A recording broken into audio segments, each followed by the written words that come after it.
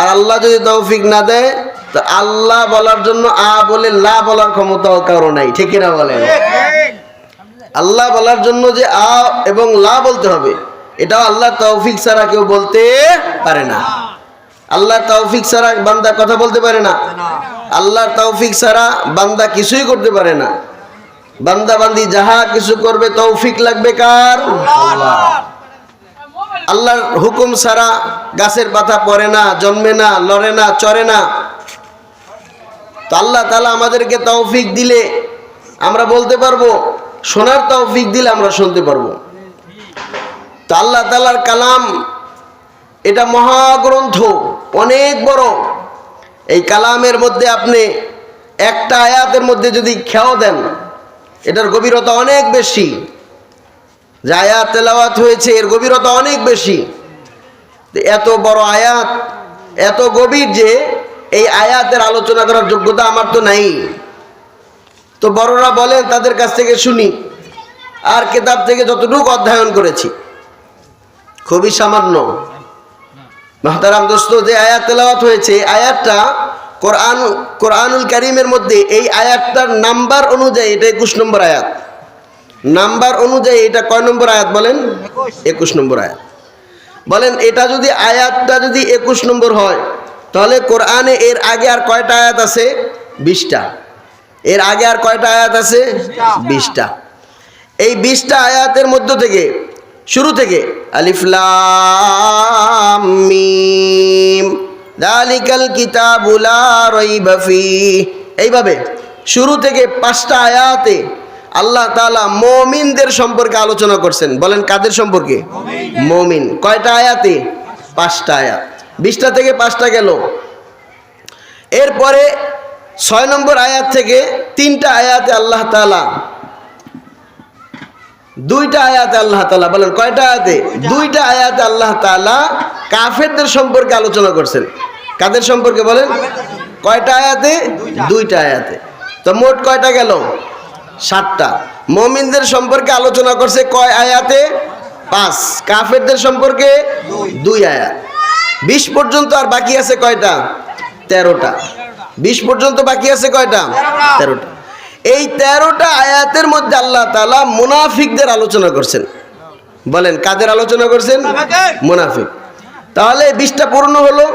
প্রথম 5টা মুমিনের জন্য, তারপরে 2টা কাফেরদের জন্য, তারপরে 13টা আয়াত মুনাফিকদের জন্য আল্লাহ তাআলা নাজিল করছেন। বোঝার বিষয় হলো, মুমিনদের জন্য 5টা, কাফেরদের জন্য আরো কম, মাত্র 2টা, মুনাফিকের জন্য সুদীর্ঘ লম্বা 13টা আয়াত। এখানে আমরা এটা বুঝি যে জাহান্নামের মধ্যে কাফের মুশরিকদের যে স্থান হবে, জাহান্নামের যত গভীরে, যত তলদেশে, যত নিচে, কাফের মুশরিকদের থেকেও মুনাফিকদের স্থান জাহান্নামে এর থেকেও তলদেশে, এর থেকেও নিচে। জোরে কর নাউজুবিল্লাহ। তাহলে বোঝা গেল কাফের মুশরিকের থেকেও মারাত্মক মুনাফিক, ঠিক কিনা বলেন? মুনাফিক এত বড় মারাত্মক।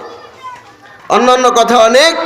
তো মুখতাসার বিষয় হলো, এই 20টা আয়াত আল্লাহ তাআলা 3 তবকায় ভাগ করার পর মুমিনদের জন্য 5 আয়াতে মুমিনদের গুণাবলী, 2 আয়াতে কাফেরদের জন্য, অবশিষ্ট 13টা আয়াত আল্লাহ মুনাফিকদের আলোচনা করে 21 নম্বর আয়াতে গিয়ে আল্লাহ তাআলা বলেন, ইয়া আইয়ুহান নাস।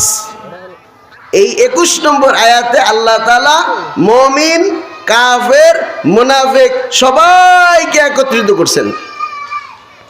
21 নম্বর আয়াতে আল্লাহ তাআলা মুমিন, কাফের, মুনাফিক সবাইকে কি করছেন? একত্রিত করছেন। প্রথমে আল্লাহ মুমিনদেরকে আলাদা বলছেন, কাফেরদেরকে আলাদা বলছেন, মুনাফিকদেরকে আলাদা বলছেন। এরপরে আল্লাহ তাআলা সব মানুষকে একত্রিত করে, ইহুদি, খ্রিস্টান, বৌদ্ধ, নাসারা, শিখ, রাম, মুসলিম সহ সব মানুষগুলোকে, এক কথায় যারা মানুষ, তাদেরকে আল্লাহ তাআলা জমা করছেন, একত্রিত করছেন।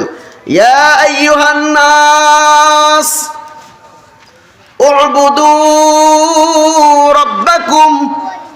আল্লাহ তাআলা বলে, হে মানব জাতি, হে মানব মণ্ডলী, হে মানব সমাজ, হে লোক সকল। বলেন আল্লাহ তাআলা মুমিনদেরকে ডাকছে, কাফেরদেরকে ডাকছে, মুনাফিকদেরকে ডাকছে, না সকলকে ডাকছে? সকলকেই ডাকছে। ইয়া আইয়ুহান নাস, হে মানব জাতি, হে লোক সকল, উবুদু রাব্বাকুম, তোমরা সবাই ইবাদত করো তোমার রবের। সুবহানাল্লাহ। তোমরা সবাই ইবাদত করো তোমার রবের। এখানে কিন্তু আল্লাহ তোমরা সবাই ইবাদত করো তোমার আল্লাহর এটা বলেন নাই। আল্লাহ এখানে তার পরিচয় দিতে গিয়ে রব বলছেন, উবুদু রাব্বাকুম, তোমরা সবাই ইবাদত করো তোমার রবের। এখন বুঝেন যে আল্লাহ আর রবের মধ্যে কি ব্যবধান আছে। রবের মধ্যে কি ব্যবধান আছে? আরবি পারিভাষিক ভাষা অনুযায়ী রব শব্দের অর্থ এমন হয়, ভালোবেসে প্রয়োজন অনুসারে, প্রয়োজন বুঝে বুঝে প্রয়োজন মিটান যিনি, তাকেই বলে রব। বলেন সুবহান। তাকে কি বলে? রব না র‍্যাব? র‍্যাবে পারে প্রয়োজন মিটাইতে? কে পারে? রব। প্রয়োজন অনুসারে, প্রয়োজন বুঝে বুঝে, ভালোবেসে প্রয়োজন পূরণ করেন যিনি, তিনি কে? তিনি কে? রব। আল্লাহ এটা আবার অন্য এক জায়গায় বলছেন। আল্লাহ বলেন, ওয়াকাযা রাব্বুকা আল্লা তা'বুদু ইল্লা ইয়্যাহু ওয়া বিল ওয়ালিদাইনি ইহসানা। অন্য অনেক কথা আল্লাহ তাআলা বলেন যে বান্দা, আমি যে প্রয়োজন অনুসারে ভালোবেসে প্রয়োজন পুরা করি, এটার একটা দৃষ্টান্ত নাও। যেমন ইতিপূর্বে সন্তান মায়ের নাভির সাথে কালেকশন লাগাইয়া, পেটের ভিতরে নাভির সাথে নাভির কালেকশন লাগায় আল্লাহ খাওয়াইছে। খাওয়াইছে না খাওয়ায় না? বলেন খাওয়াইছে।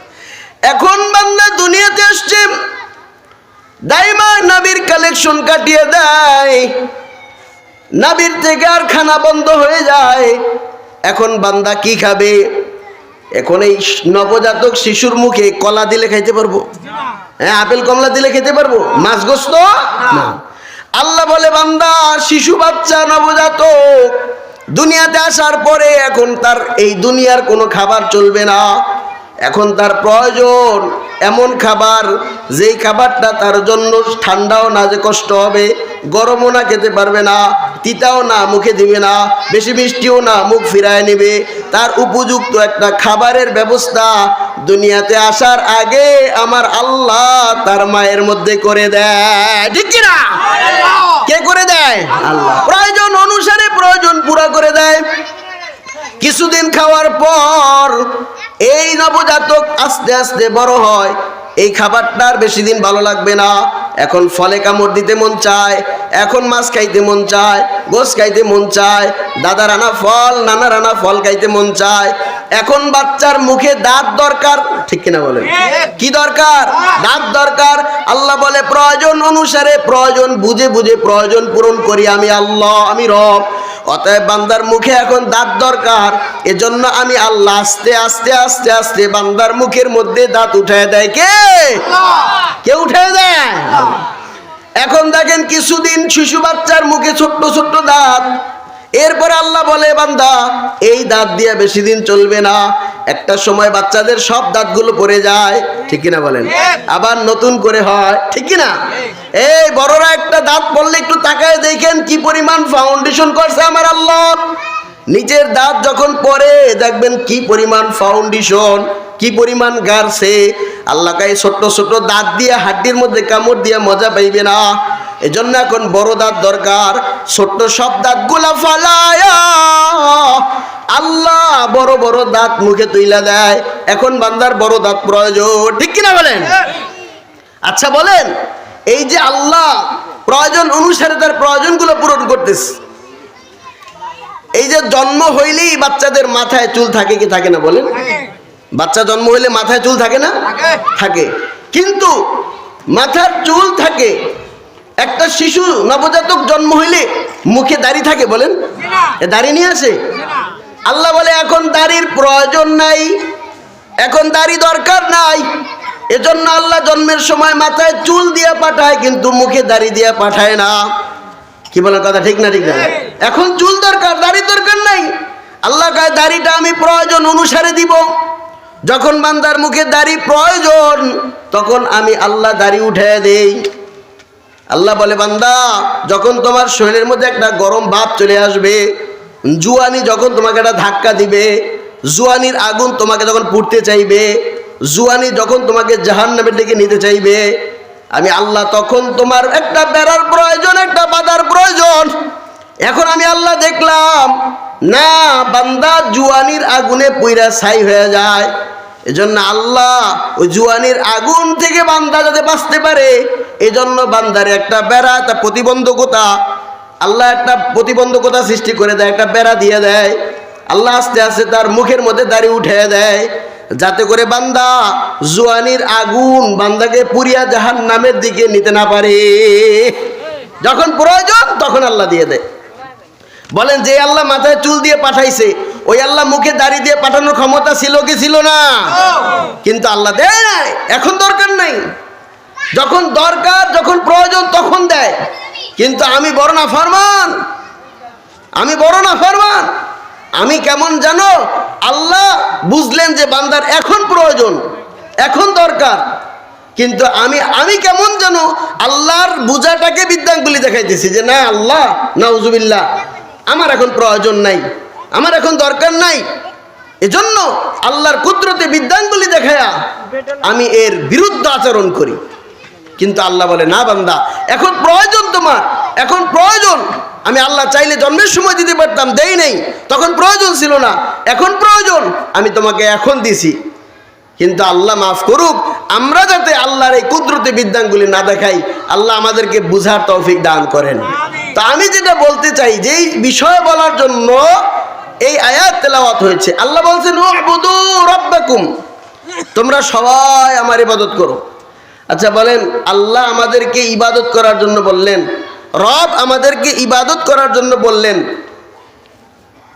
ইবাদতের মধ্যে বেশ কয়েকটা প্রকার আছে। আমি প্রধানত 10 প্রকার ইবাদতের আলোচনা যতটুকু অবজারভেশন করেছি। ইবাদত প্রধানত 10 প্রকার। যত প্রকারই হোক, সবচেয়ে গুরুত্বপূর্ণ ইবাদতের নাম আপনাদের যারা থাকলে বলেন। আল্লাহর ইবাদতের মধ্যে সবচেয়ে গুরুত্বপূর্ণ ইবাদতের নাম কি? মাশাআল্লাহ। আবার বলেন, সবাই বলেন, নামাজ। নামাজ হলো ইবাদতের মধ্যে সর্বশ্রেষ্ঠ ইবাদত, সর্বপ্রথম ইবাদত, সর্বশ্রেষ্ঠ ইবাদত হলো নামাজ। ঈমানের পরে সর্বপ্রথম ইবাদতের নাম কি? নামাজ। আজকে আমাদের এই নামাজ সম্পর্কে আপনাদেরকে একটু মুখতাসার আলোচনা করার নিয়ত করছি।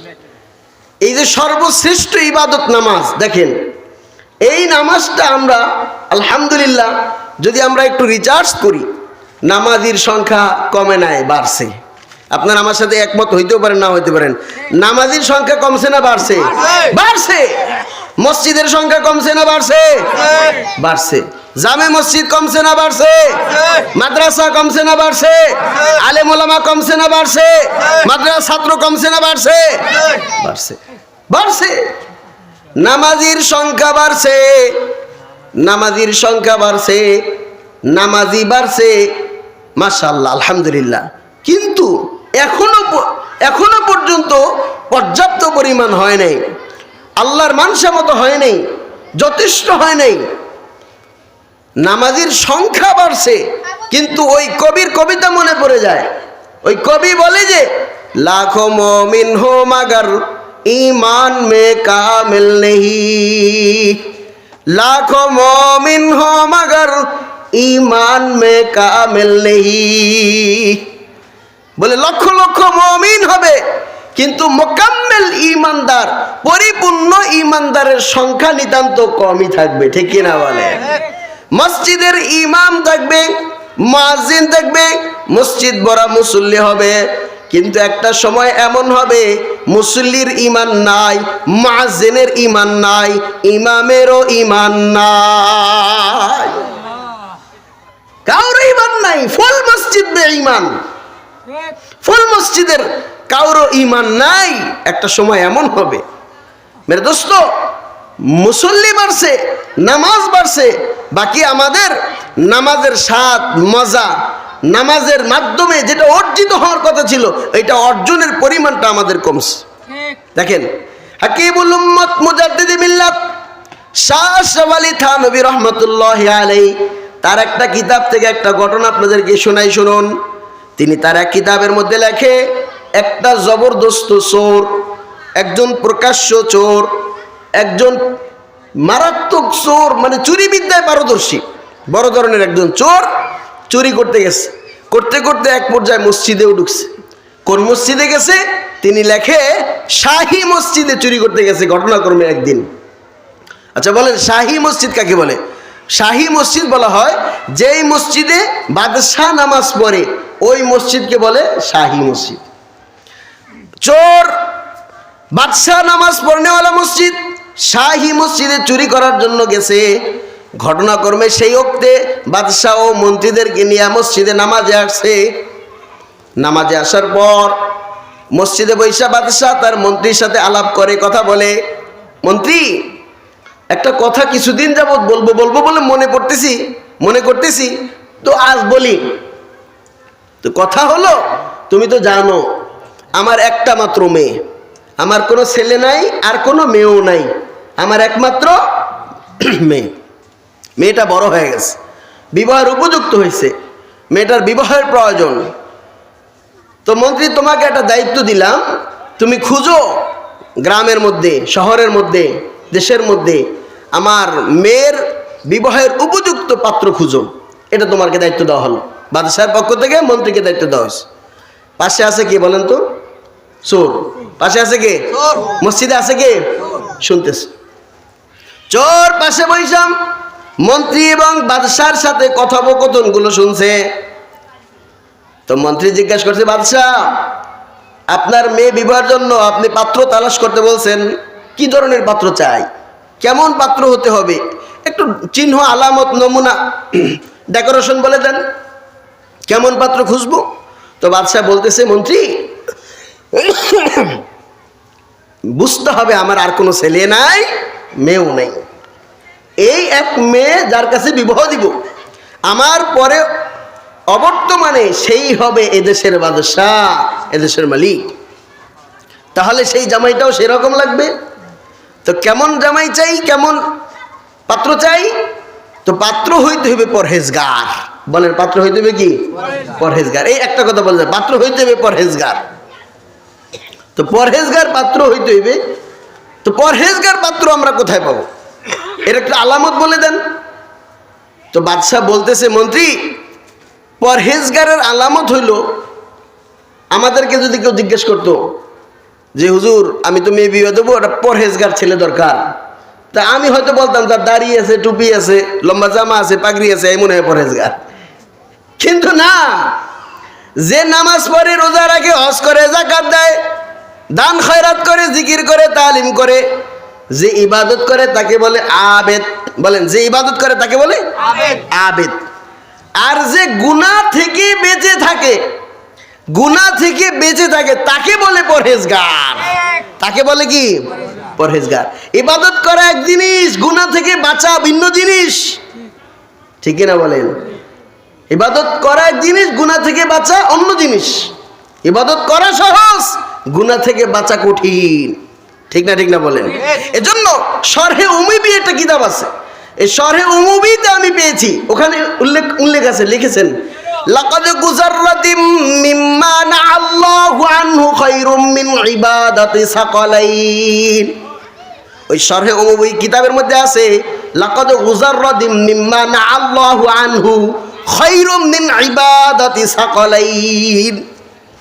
এক জাররা পরিমাণ গুনাহ থেকে বাঁচিয়া থাকা, এক জাররা পরিমাণ গুনাহ থেকে বাঁচিয়া থাকা দুনিয়ার মধ্যে যত মানব, যত দানব, যত জিন, সমস্ত মানব দানব জিনের ইবাদতের থেকেও এক জাররা পরিমাণ গুনাহ থেকে বেঁচে থাকা উত্তম। বলেন সুবহানাল্লাহ।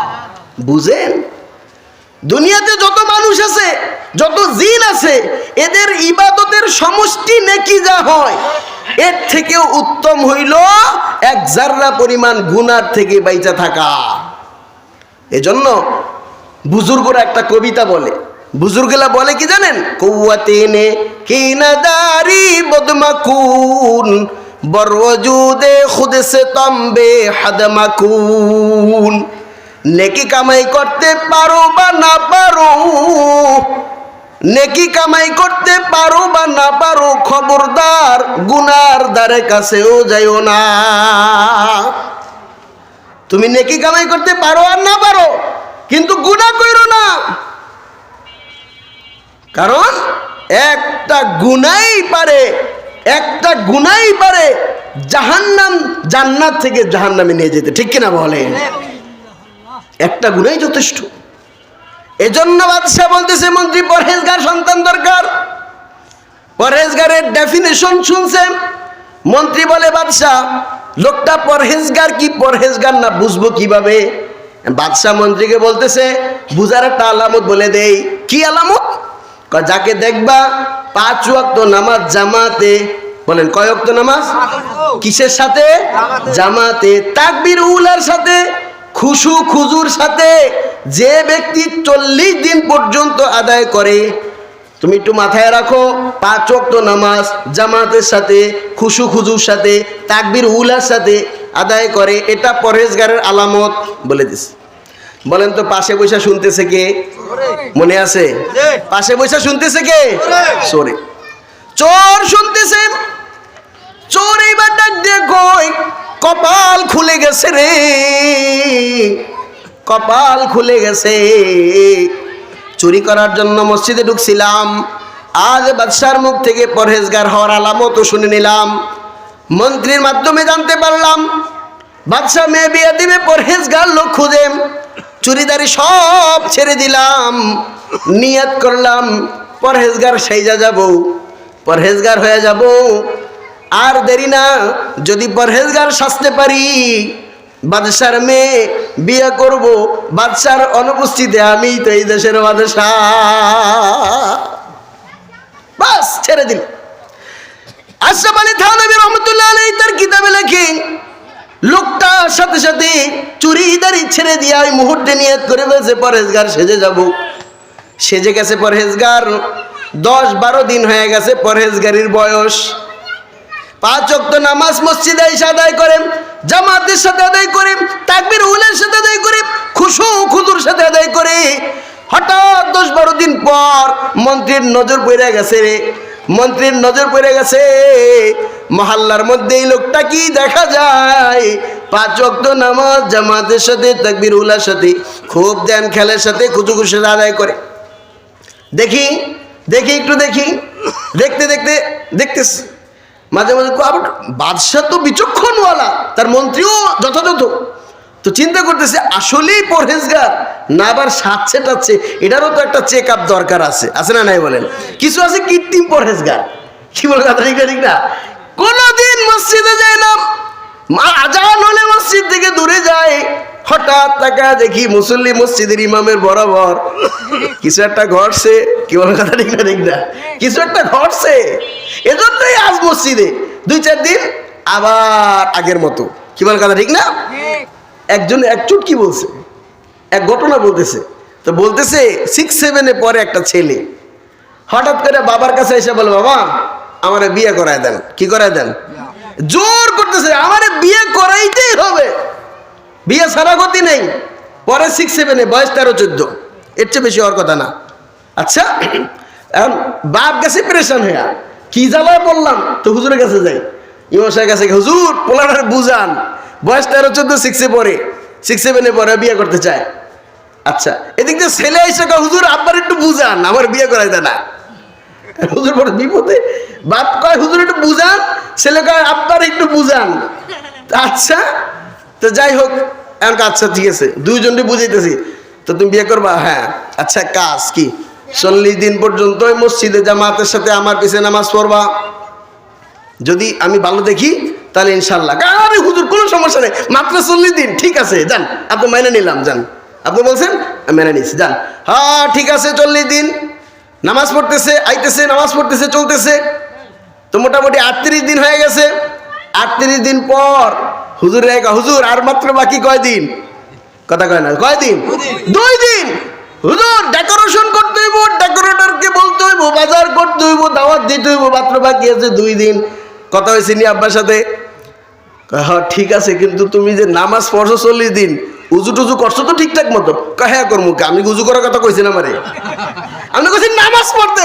আমি নামাজ পড়ছি, আমি তো উজু করতে কম নাই। এইরকম যদি 40 বছর পরে বলেন এই নামাজে তাসির হবে? কোনোদিন হবে না। তো নামাজ পড়তেছে, মা মারা গেছে, নাউজুবিল্লাহ, বাপ মারা গেছে, বিপদে পড়ছে, সমস্যা হয়েছে, কি বল কথা ঠিক না? এই নামাজে চলবে না, ওই নামাজ পড়তে হবে।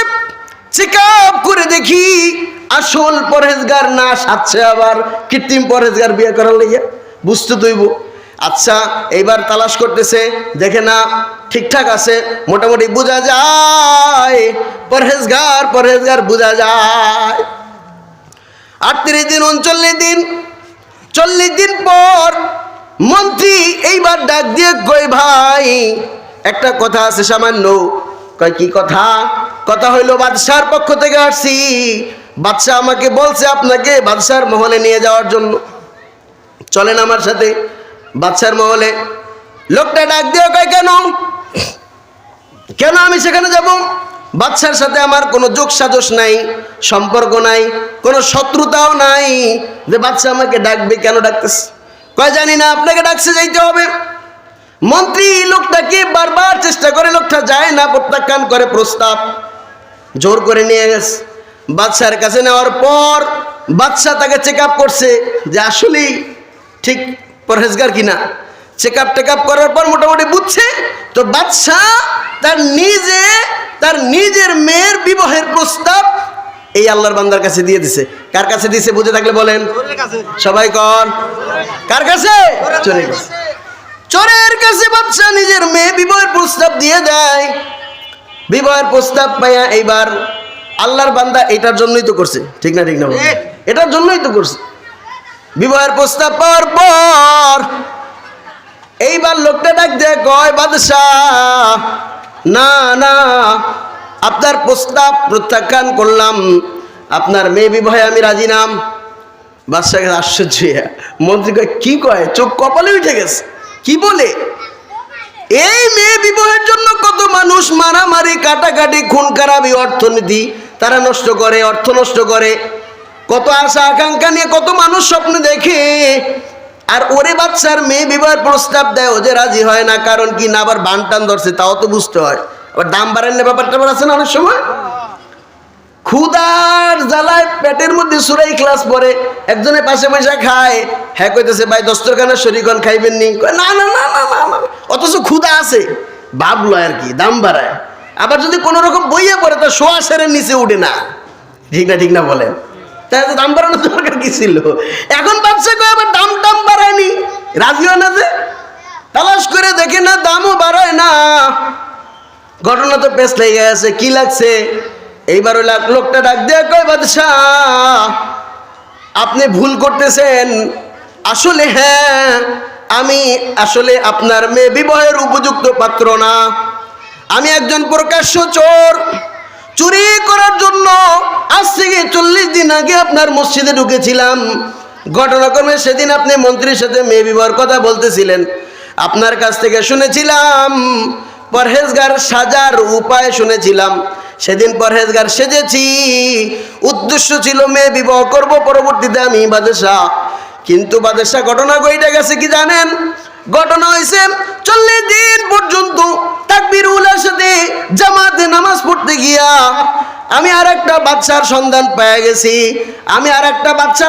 পেয়ে গেছি, যে কারণে এখন দেখি আপনার মেয়ে বিবাহ করা, আপনি বাদশাকে সম্পর্কে আত্মীয় বানানো, আপনার বাচ্চা ইরাদুক্ত নেওয়ার থেকে এর থেকেও কঠিন বাচ্চার সন্ধান পেয়ে গেছি, আরো বড় বাচ্চার সন্ধান পেয়ে গেছি।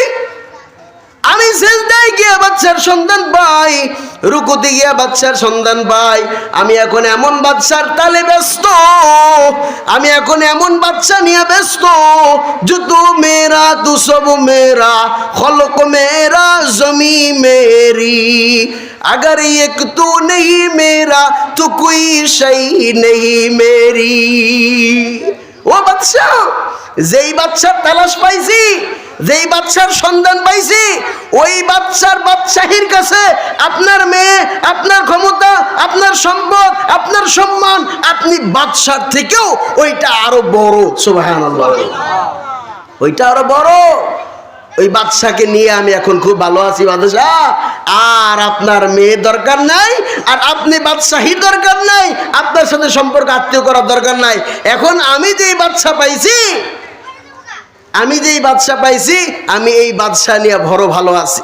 কিতাবওয়ালা লেখে আসল যে মেরে দোস্ত আশরাফ আলী থানভী রহমতুল্লাহ আলাইহি বলে যে নামাজ এমন এক দৌলত, এমন একটা অ্যান্টিবায়োটিক মেডিসিন, 40 দিন পর্যন্ত বাকায়দায় তাকবীরুলের সাথে, জামাতের সাথে, ইহতিমামের সাথে, গুরুত্ব সহকারে, খুশুখুদুর সাথে কোনো আল্লাহর বান্দা প্রকাশ্য একজন মানুষের কাছে পরিচিত মুখ, চোর, প্রকাশ্য চোর, চুরি বিদ্যায় ডিগ্রি অর্জনকারী, বলে এমন একজন চোরও আল্লাহ তাআলা তাকে এই পরিবর্তন করছে, এখন সে বাদশাহী চায় না, আর এই সিজদার বাদশাহী, রুকুর বাদশাহী, তাহাজ্জুদের বাদশাহী, আর তাওয়াবিনের বাদশাহী, ইশরাকের বাদশাহী নিয়ে এসে ভালো আছে, এসে ভালো আছে।